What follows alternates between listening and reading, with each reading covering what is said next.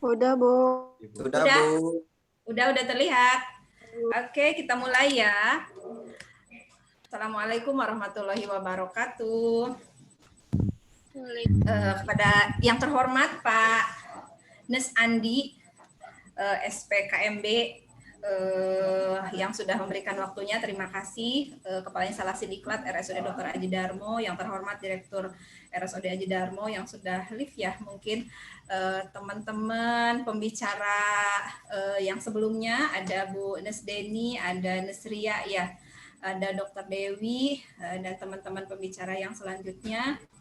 Kemudian teman-teman peserta dari Akper Yatna Yuwana, selamat pagi. Ibu Direktur Akper Yatna Yuwana hadir juga?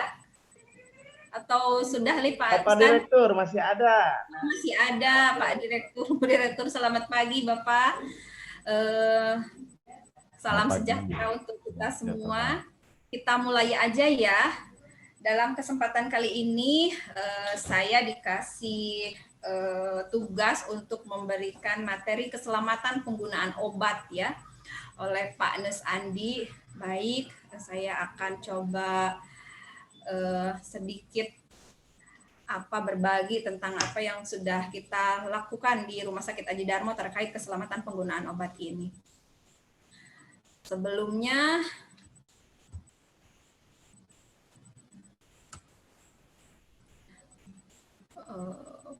udah full screen belum Pak Ustadz ini? Belum. Oke, belum. Nah, ini udah ya? Oke, sip. Oke. Oke. Perkenalan lagi dulu ya sebelumnya. Pendidikan formal saya mungkin sudah saya sampaikan waktu kurikulum vitae mulai masuk ya. Saya lupa lagi waktu itu disampaikan atau tidak. Apoteker saya di ITB ya, Institut Teknologi Bandung, lulus tahun 2008, kemudian S2 di Universitas Indonesia, lulus tahun 2017. Kemudian pengalaman bekerja, pengalaman bekerjanya lumayan lah ya di berbagai lini bidang kefarmasian begitu, ada di Apotek Sadang Serang, Apotek Kusuri, ini di Bandung, Klinik Mutiara Cikutra juga di Bandung, kemudian staf pengajar di SMK Farmasi Bina Insan Mulia di Bandung 2008 sampai 2009, kemudian staf pengajar di SMK Taruna Ganesha, kemudian kepala bagian R&D di Aviat Pharmaceutical Industry di Bandung juga sama, kemudian staf pengajar di STF Muhammadiyah Tangerang 2012 sampai 2017, kemudian staf pengajar di Akper Yatna Yuwana Rangkas Bitung Banten, kalau tidak salah ini 2018 sampai sekarang ya. Kemudian staf pengajar di Akbid Latan Samasiro 2019 sampai sekarang, kemudian apoteker penanggung jawab Apotek Sinar Mulia 2, kemudian apotek penanggung jawab Klinik Lebak Medical Center, sama sekarang di instalasi farmasi RSUD Dr. Aji Darmo Kabupaten Lebak dari 2010 sampai sekarang. Kebetulan sekarang saya diamanahi untuk menjadi kepala instalasi farmasinya. Begitu. Begitu perkenalannya Pak Ustadz, cukup, kita lanjut materi ya. Nah, untuk ini terkait undang-undang kefarmasian yang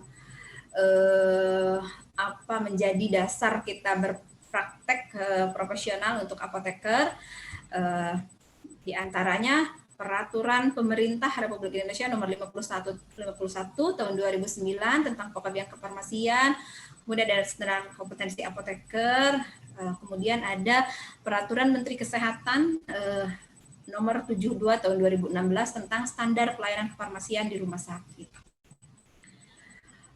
Selain dari peraturan perundang-undangan yang tadi, juga kita harus memenuhi standar akreditasi nasional untuk farmasi, itu namanya PKPO ya, pelayanan kefarmasian dan penggunaan obat.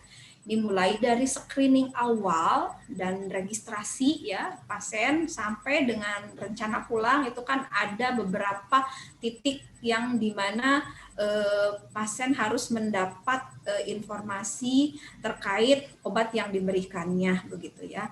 Yang pertama rekonsiliasi obat, ini biasanya di IGD kita ya, rekonsiliasi obat ini untuk memastikan apakah pasien bawa bekal obat dari rumah atau tidak begitu ya. Takutnya diminum juga gitu, jadi double nanti yang diberikan oleh rumah sakit diminum, yang diberikan yang bekal dari rumah juga diminum. Jadi kita ada rekonsiliasi obat ini di IGD untuk mengamankan obat yang dibawa oleh pasien itu diamankan oleh instalasi farmasi. Nanti kalau sudah pasien mau pulang itu diberikan lagi. Jadi di farmasi di rumah sakit harus meyakinkan bahwa obat yang diminum oleh pasien atau yang digunakan oleh pasien adalah hanya obat yang sesuai resep dari dokter rumah sakit saja, begitu ya. Atau misalnya ada pasien yang suka bawa obat herbal gitu ya, biasanya kita konsultasikan dengan dokter gitu ya, ini untuk minum, misalnya minum obat yang dari rumah sakit plus obat herbal gitu, ada kira-kira ada masalah atau tidak. Kalau misalnya tidak, boleh dilanjut begitu ya. Kemudian di sini ada asuhan kefarmasian untuk resep ya, kemudian ada telaah resep, ada penyiapan obat, ditelaah lagi setelah didapatkan gitu, ada namanya 5T ya, tepat indikasi, tepat pasien, tepat penggunaan, tepat regimen dan sebagainya, itu kita telaah semuanya. Kemudian kalau ditemukan masalah terkait obat, itu kita harus laporkan begitu ya. Kemudian ada PTO, kemudian ada kalau misalnya ditemukan efek samping yang tidak diharapkan ketika pasien dirawat, maka harus dilaporkan begitu. Di rumah sakit juga ada tim untuk obat, ada reaksi obat yang tidak diinginkan gitu. Kemudian ini standar PKPO ya, sepertinya rumah sakit semua juga hampir sama ya standarnya. Standar untuk keselamatan penggunaan obat ini standarnya mengacu ke, selain Permenkes itu ada standar PKPO dari tim dari akreditasi rumah sakit. Yang pertama itu tentang pengorganisasian, kemudian tentang yang nomor 2 ya, terus yang nomor 3 penyimpanan, kemudian ada persepan, kemudian ada penyiapan obat, kemudian ada 6 klinis, kemudian ada yang ke-7 meso, yang kedua tadi seleksi ya, pengorganisasian, seleksi, penyimpanan, persepan, penyiapan obat, klinis, dan meso. Ini standar dari PKPO. Nah, gunanya apa ya? Farmasi harus memastikan, jadi kalau dulu farmasi itu hanya udah terkait obat aja, menyediakan obat yang sesuai dengan permintaan dokter. Ternyata kalau sekarang farmasi harus meyakinkan kalau obat yang didapat oleh pasien itu aman begitu ya, aman sampai digunakan. Malah setelah digunakan kita harus monitoring penggunaan ya, apakah ada efek samping atau tidak. Jadi kita harus kolaborasi, ini semua multidisiplin ilmu ya, ada dari teman-teman perawat ya, ada dari teman-teman dokter, kemudian ada teman-teman farmasi, ini untuk mengurangi kesalahan ya. Jadi tidak bisa sendiri-sendiri. Jadi nanti teman-teman kalau sudah masuk ke dunia kerja atau nanti sudah mulai PKL, mungkin nanti menemukan ada teman-teman farmasi klinis ya, atau apoteker klinis, itu di ruangan gitu. Jadi di ruangan kita mengkaji obat yang diberikan oleh dokter. Itu pasti kita membutuhkan atau kerjasama dengan perawat gitu. Pasti nanti perawatnya banyak banyak koordinasi dengan kita gitu. Misalnya teh ini dapatnya dosisnya sekian, kalau dokter kan hanya nulis dosis sekian gitu. Itu yang misalnya ngambil ke ampul dan sebagainya, itu koordinasi perawat sama teman-teman apoteker farmasi klinis di ruangan. Misalnya untuk pasien anak kan tidak full satu ampul, ini yang harus diberikan, harus diambil dari ampulan itu berapa mili, yang harus disimpan berapa mili, yang harus dimasukkan ke pasien berapa mili, itu biasanya yang hitung dosis, koordinasi teman-teman perawat dengan apoteker farmasi klinis yang di ruangan begitu ya, untuk mencegah hal-hal yang tidak diinginkan gitu. Jadi yang tadinya bahaya jadi tidak bahaya begitu ya. Jadi harus multidisiplin ilmu. Nah, kemudian gambaran umum berdasarkan Permenkes RI nomor 72 tahun 2016, itu pelayanan kefarmasian adalah suatu pelayanan langsung dan bertanggung jawab kepada pasien yang berkaitan dengan sediaan farmasi dengan maksud mencapai hasil yang pasti untuk meningkatkan mutu kehidupan dari pasien. Kemudian pelayanan kefarmasian di rumah sakit dilaksanakan oleh instalasi farmasi, ya. Kemudian instalasi farmasi adalah unit pelaksana fungsional yang menyelenggarakan seluruh kegiatan pelayanan kefarmasian di rumah sakit. Ya. Tenaga kesehatan yang bekerja di instalasi farmasi terdiri dari banyaknya ya apoteker dan tenaga teknis kefarmasian, atau mungkin teman-teman sering dengar, mungkin pernah dengar asisten apoteker ya. Asisten apoteker itu kalau istilah sekarang tenaga teknis kefarmasian gitu. Nanti kalau sudah bekerja atau sudah mulai PKL begitu ya, nanti pasti sering sekali berkoordinasi dengan kita apoteker dan tenaga teknis kefarmasian atau asisten apoteker. Nah, kemudian standar pelayanan farmasi di rumah sakit ini yang akan saya paparkan adalah yang sudah dilakukan oleh Rumah Sakit Aji Darmo begitu ya. Standar pelayanan di rumah sakit sesuai dengan Permenkes yang tadi itu ada dua gelondongan pool gitu. Yang pertama pengelolaan sediaan farmasi, alat kesehatan medis, alat kesehatan dan bahan medis yang habis pakai, dan yang kedua adalah pelayanan farmasi klinis. Apa saja yang termasuk di sini nanti kita lihat ya. Nah, yang pertama pengelolaan ya, terdiri dari pemilihan, perencanaan kebutuhan, pengadaan, penerimaan, penyimpanan, pendistribusian, pemusnahan dan penarikan, pengendalian dan administrasi. Ini semuanya harus sesuai dengan regulasi ya. Kalau kita pengadaan alkes, alat kesehatan itu harus berdasarkan trial. Jadi pasti kita koordinasi dengan teman-teman di ruangan ya. Kemudian yang tahu penggunaan kan teman-teman perawat ya. Teh yang ini aboketnya nggak enak, keriting. Nah, nanti tuh informasi-informasi seperti itu kita dapat gitu. Atau teh ini aboketnya mintul, nggak enak. Teh ini sepetnya kalau nyedot susah gitu ya. Itu teman-teman perawat yang koordinasi dengan kami.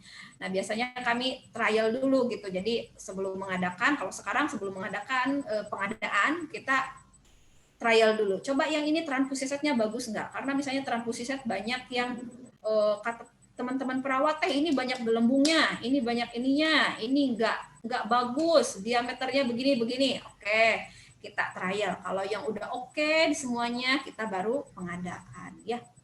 Itu untuk alkes kita banyak sekali koordinasi dengan teman-teman perawat di ruangan. Kemudian untuk obat itu basisnya harus IBM ya, atau evidence based medicine. Jadi harus berdasarkan penelitian. Oh, ternyata obat ini bisa untuk ini, obat ini bisa untuk ini gitu ya. Itu dasarnya IBM. Kemudian kalau mau mengadakan suatu sistem, sistem persepan, sistem pendistribusian, kita harus berdasarkan pilot project atau jadi dibuat dulu skup yang kecil, kalau udah oke, baru kita jalankan ke semua unit begitu. Kemudian yang selanjutnya ada gudang. Nah, teman-teman Pak Andi ini teman-temannya nanti PKL ke rumah sakit ya? Ya, betul. Oh, PKL ke rumah sakit. Oke. Barangkali nanti teman-teman diminta tolong sama ruangan, Neng, karena kita ada kebutuhan seperti masker begitu ya, itu kita ada ambil dari gudang. Misalnya nanti dimintain tolong, Neng, misalnya tolong ambilkan atau tolong amprahkan handscoon misalnya ukuran S atau ukuran M ke gudang. Nah, ini harus tahu gudang di mana. Gudang itu kita ada di area gedung baru atau gedung B ya, paling belakang dekat dengan ruang HD gitu. Bisa dibayangkan, mungkin teman-teman yang lain sudah ada yang pernah atau udah menguasai malah ya, Rumah Sakit Aji Darmo, gudang di sini, lab di sini, ini di sini gitu ya. Nah, itu untuk gudang farmasi. Kalau misalnya untuk kebutuhan pengambilan masker dan sebagainya, itu kita ambil di gudang-gudang terletak di area gedung baru atau gedung B paling belakang dekat dengan ruang HD ya. Kemudian yang kedua adalah Depo Farmasi Rawat Jalan. Ya, Depo Farmasi Rawat Jalan ini terletak di area bangunan gedung A atau gedung lama, ya, dekat pendaftaran rawat inap. Ini Depo Farmasi Rawat Jalan. Penampakannya seperti itu. Depo kita sudah ada ruang tunggu, sudah full AC, alhamdulillah ya, gitu. Nanti ke depan ini seperti akan direnov lagi, mungkin nanti bisa lebih cantik lagi begitu. Kemudian ini Depo Farmasi IGD. Nah, untuk kalau IGD itu ada di ruang IGD-nya, terletak di area gedung B bersatu dengan ruang IGD. Ini untuk Depo Farmasi IGD ya. Kemudian ada Depo 1, ini terletak di area gedung B, lantai 2 ya. Kalau misalnya nanti diminta tolong Depo 1 gitu. Oh, tahu nih, berarti terletak di area gedung B atau gedung baru lantai 2. Yang gedung B itu yang ada yang berlantai itu ya, yang gedung baru. Ini ada tulisan Depo Farmasi Rawat Inap. Itu ada di gedung B lantai 2. Kemudian ada Depo 2 terletak di area gedung A dekat dengan ruang jeruk ya. Jangan dulu pusing, nanti sehari 2 hari juga kan ada orientasi, pasti makin hari makin pinter ini ya. Ini untuk Depo 2 gitu. Mohon maaf tadi ada yang kurang. Nah, kalau Depo 1 ini melayani resep untuk seluruhnya gedung B ya. Kalau yang Depo 2 ini melayani resep yang ada yang kecuali rawat jalan ya, karena rawat jalan sendiri. Depo 2 ini melayani resep untuk pasien rawat inap yang ada di gedung A gitu. Jadi ruang jeruk, manggis, salak, anggur, apel, nanti semuanya ke sini resepnya. Pasti nanti sering banyak dimintain tolong untuk misalnya mengantarkan resep ke Depo gitu ya, ke Depo 2 yang ada di dekat ruang jeruk gitu ya. Udah tahu oh di sini letak deponya gitu ya. Kemudian yang selanjutnya adalah pelayanan farmasi klinis ya, yang sudah kita laksanakan dari 11 standar yang diharuskan oleh Permenkes. Kita sudah melaksanakan dari 1 sampai 10 ya. Yang pertama pengkajian pelayanan resep, yang kedua penelusuran riwayat penggunaan obat, yang ketiga adalah rekonsiliasi obat, yang keempat pelayanan informasi obat atau PIO, yang kelima konseling, yang keenam visit, yang ketujuh pemantauan terapi obat, yang kedelapan monitoring efek samping obat, yang 9 evaluasi penggunaan obat, 10 dispensing sediaan steril, dan yang terakhir pemantauan kadar obat dalam darah. Nah, yang belum kita laksanakan adalah pemantauan kadar obat dalam darah karena ini memerlukan alat yang canggih, biaya yang tinggi ya. Jadi untuk sepertinya untuk di Indonesia yang rumah sakit tipe A saja sepertinya masih terbatas untuk PKOD-nya ya. Jadi untuk Aji Darmo belum sama sekali melakukan pemantauan kadar obat dalam darah. Yang sudah dilaksanakan adalah dari poin 1 sampai poin 10. Nah, ini resep ya. Ini contoh resep yang ada di Rumah Sakit Aji Darmo gitu. Ini resep ditulis oleh dokter, surat cinta ini dari dokter ke apoteker ya, yang ada di instalasi farmasi gitu. Ada yang bisa baca resep nomor 1?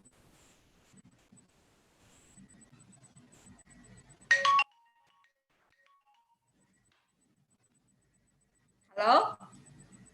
Ada yang mau coba baca?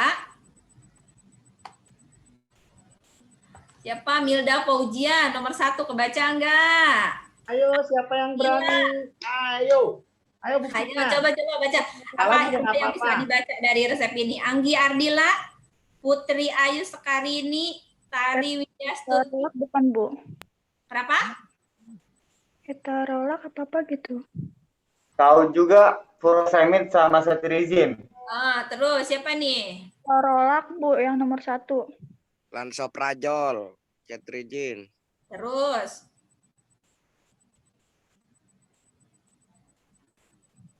siapa ini? Habib yang baca siapa? Habib ini?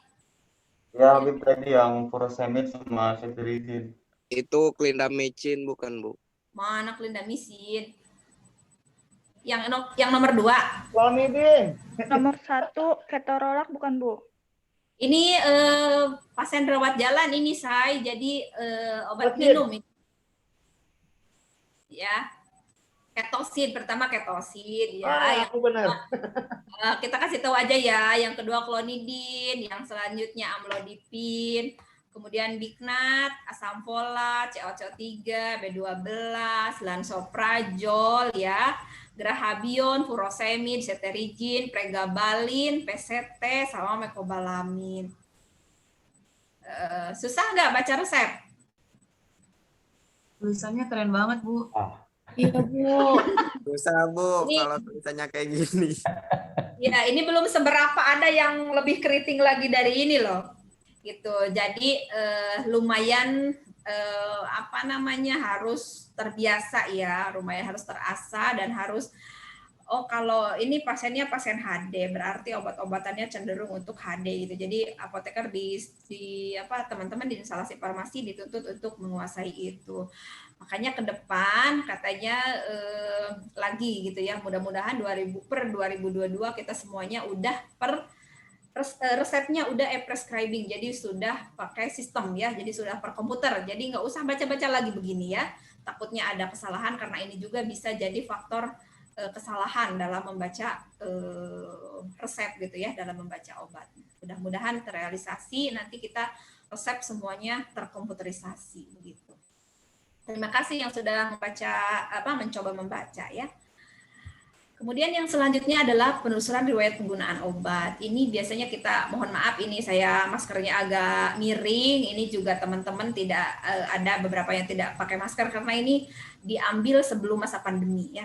Ini kita di ruangan, jadi kita udah bersatu dengan perawat begitu ya. Kalau dulu kan yang di ruangan perawat saja dan dokter gitu. Kalau sekarang itu minimal 4 profesi yang harus harus monitoring pasien.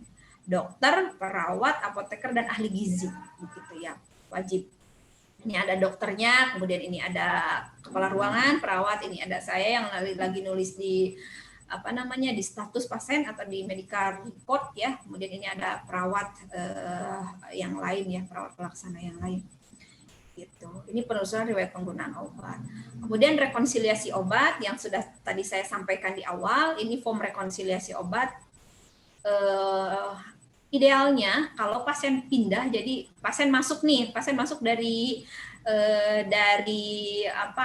ke IGD gitu ya. Jadi pasien ketika mau masuk dari IGD ke ruang biasa itu harus rekonsiliasi obat. Terus misalnya pasiennya ada perburukan, harus masuk ICU. Nah, dari ruang biasa ke ruang ICU itu harus ada lagi rekonsiliasi obat. Kemudian dari ICU udah perbaikan, pindah lagi ke ruang biasa, itu ada rekonsiliasi obat. Plus sampai pulang pasiennya ya, sampai pasien pulang itu obatnya harus direkonsiliasi. Kalau ada obat dia bekal dari rumah harus dikembalikan pas pasien pulang. Kemudian pelayanan informasi obat. Pelayanan informasi obat ini ada tiga kegiatan banyaknya di instalasi farmasi itu, ada di depo, ada di ruang instalasi farmasi atau di ruang perawatan. Kemudian pelayanan informasi obat itu dilakukan secara langsung ke pasien dan tidak langsung untuk keluarga pasien begitu. Kalau misalnya yang di ruangan biasa kita langsung ke pasien, cuman kalau yang pasien-pasien misalnya ICU, HCU ya, yang tidak bisa berkomunikasinya sedang gangguan gitu, kita yang dikasih informasi obat adalah keluarga pasien. Jadi kita informasikan misalnya keluarga, misalnya yang dirawat suaminya, kita informasikan ke istrinya, ibu, bapak dapat obat ini, gunanya untuk ini gitu. Informasi minimal seperti itu yang disampaikan. Kemudian ini adalah form PIO di depo atau di instalasi farmasi rawat jalan, yang di depo rawat jalan tadi ya. Ini yang penyerahan ketika pasien mengambil obat pulang. Kemudian ini di ruang instalasi farmasi. Kalau misalnya teman-teman perawat yang dari ruangan, iPhone, misalnya ketosin masih banyak nggak di sini kosong. Nah, ini kita itu juga termasuk kita melayani pelayanan informasi obat gitu. Itu kita catat semua nih di form semua pertanyaan dari teman sejawat atau dari dokter atau siapa saja yang nanya ya, termasuk dari pasien. Di sini kita catat kalau pertanyaannya ke instalasi farmasi. Kemudian kalau di ruang perawatan ini yang ngisi adalah teman apoteker klinis yang tadi nulis itu ya. kita di ruang perawatan itu nulis tentang manfaat obat, kemudian interaksi obat dengan obat, interaksi obat dengan makanan gitu. Jadi kita tulis di sini yang ngasih informasi apotekernya siapa, kemudian keluarga pasiennya siapa, ini harus tanda tangan, diinformasikan ya. Obat yang diberikan apa, indikasinya untuk apa, kalau ada interaksi misalnya dengan makanan, nggak boleh dibarengin, atau dengan obat yang didapatkan yang lainnya, itu kita sampaikan semua. Kemudian yang selanjutnya adalah konseling. Kalau konseling, kalau pelayanan informasi obat itu pasiennya datang kita kasih informasi obat gitu ya. Kalau konseling bedanya kita panggil si keluarga pasiennya. Misalnya untuk pasien-pasien ICU nih tadi saya bilang ya, untuk pasien ICU karena keluarganya lagi sakit, ini si bapaknya lagi sakit, ini ibunya kita ini mohon maaf ini foto diambil sebelum pandemi begitu ya. Kalau setelah pandemi maka kita jarang-jarang bawa kamera atau bawa HP ke dalam ruangan ya, karena takutnya jadi media buat penularan begitu. Ini diinformasikan ke ibunya kalau misalnya pasiennya BPJS ini ditanggung sama BPJS dan sebagainya, ini semuanya tentang terkait obat kita sampaikan ke keluarga begitu. Kemudian ini ada visit ya. Visit itu kita apoteker ada visit mandiri dan ada visit bersama. Gitu. Kalau visit mandiri itu, kalau misalnya apoteker datang ke ruangan, perawat lagi sibuk, dokter yang dokter umumnya sudah selesai visit, dokter spesialisnya belum visit, berarti kita visit sendiri ya. Jadi mengambil data untuk penggunaan obat sendiri. Kemudian kalau visit bersama ini yang ada di foto ini visit bersama, ini ada dokter umum, kemudian ada dokter spesialis penyakit dalam, ini ada perawat, ini kepala ruangan ya, ini ada apoteker, itu kita catat gitu ya. Pasiennya diagnosanya apa, dapat obatnya apa, ada enggak kira-kira efek samping atau yang mempengaruhi ke kondisi klinis pasien dari obat gitu ya. Kita harus monitoring ini, takutnya pasien dari masuk misalnya enggak pegel-pegel, pas masuk kok jadi pegel-pegel kaki tangan begitu ya, itu ada ngaruh dari obat atau tidak gitu, itu kita harus monitoring ya. Kemudian yang selanjutnya ada pemantauan terapi obat. Nah ini kita ada SWAP ya. SWAP itu subjektif, objektif, assessment, dan planning untuk SWAP apoteker atau farmasi klinis. Ini contoh SWAP kita, begitu ya.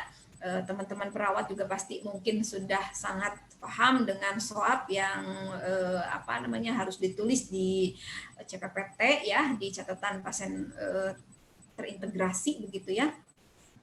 Ini SWAP untuk apoteker gitu ya. Ini kita tulis tanggal, kita tulis asuhan yang memberikannya adalah apoteker. Kemudian S ini subjektif, biasa diisi dengan subjektif ya, dengan pertanyaan-pertanyaan yang bisa dijawab secara lisan oleh pasien atau keluarga pasien. Objektif ini yang terkait dengan, biasanya kita tulis dengan data klinis atau lab ya, hasil lab begitu. Takutnya ada obat yang bisa mempengaruhi hasil lab. Kemudian yang selanjutnya adalah assessment. Assessment ini kita kaji hanya yang obat saja ya. Misalnya ini OS mendapatkan amlodipin dan simvastatin. Amlodipin dapat meningkatkan konsentrasi simvastatin. Kemudian di planning kita tulis direkomendasikan untuk monitoring efek samping simvastatin. Misal miositis, rhabdomyolisis ya, itu ototnya pegel-pegel, biasanya pecah, nanti kita datang ke pasien. Tanya, Pak, kaki, tangan pada pegel-pegel, takutnya ada muncul efek samping dari sini, karena tidak semua efek samping itu muncul di semua orang begitu ya, individual begitu. Atau direkomendasikan untuk mensubstitusi simvastatin dengan atorvastatin begitu. Jadi SWAP yang kita tulis hanya yang berkaitan dengan obat saja begitu ya. Gitu. Kemudian yang selanjutnya adalah MESO atau monitoring efek samping obat. Ini biasanya untuk pasien-pasien yang ada alergi misalnya ya. Kalau di ruangan itu kan kalau ada alergi udah ditempel kertas warna merah alergi gitu ya.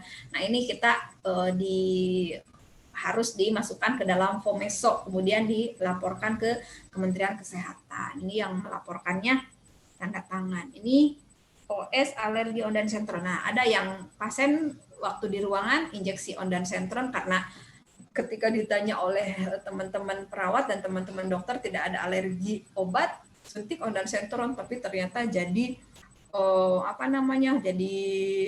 jadi ada bengkak-bengkak begitu ya, pas itu langsung alergi seperti itu. Akhirnya kita masukkan FOMESO dan pasiennya tidak diberikan lagi obat ondansetron tersebut. Begitu.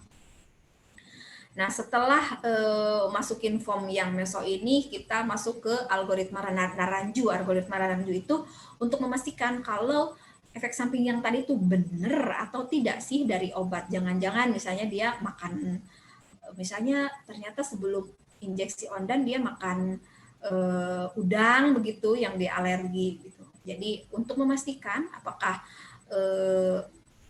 efek samping tersebut diakibatkan oleh obat, itu kita namanya ada tool atau ada alat untuk melihat gitu apakah itu disebabkan obat atau tidak, itu namanya algoritma Naranjo.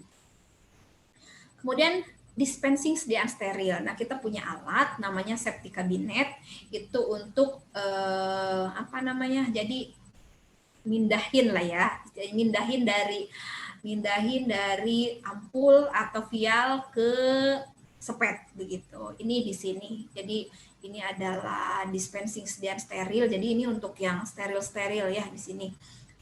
Kita gunakan yang kita masih terbatas sekarang ya, masih dibantu dengan teman-teman, sangat terbantu sekali kami dengan teman-teman di ruangan. Nanti ke depan ini yang rekod, yang menyediakan harusnya memang dari instalasi farmasi gitu. Semoga ke depan bisa dilaksanakan. Kemudian yang terakhir adalah EPO atau evaluasi penggunaan obat. Nah, EPO yang sudah kita laksanakan adalah ada 2 sebenarnya ya, evaluasi menggunakan metode ETCDDD dan DU 90%. Jadi ini untuk melihat obat yang paling banyak digunakan, obat yang paling banyak menelan biaya begitu ya. Ini evaluasi menggunakan metode sesuai dengan standar WHO. Kemudian yang kedua adalah evaluasi peresepan. Itu sudah kita laksanakan. Yang sedang kita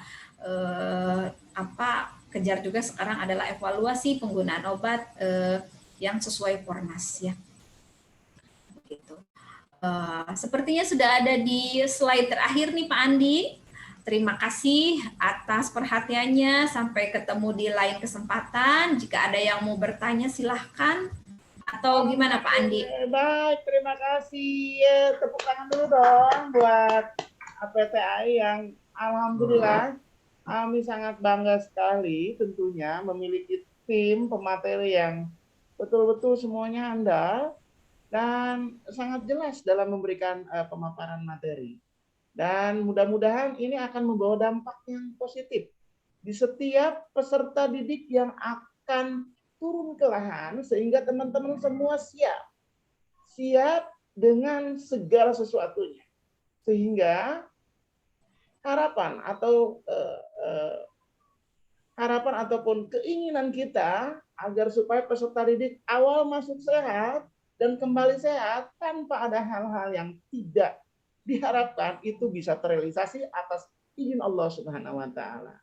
Baik, teman-teman, kami persilakan apabila ada hal-hal yang ingin ditanyakan kepada narasumber kita APTAI. Silakan, siapa saja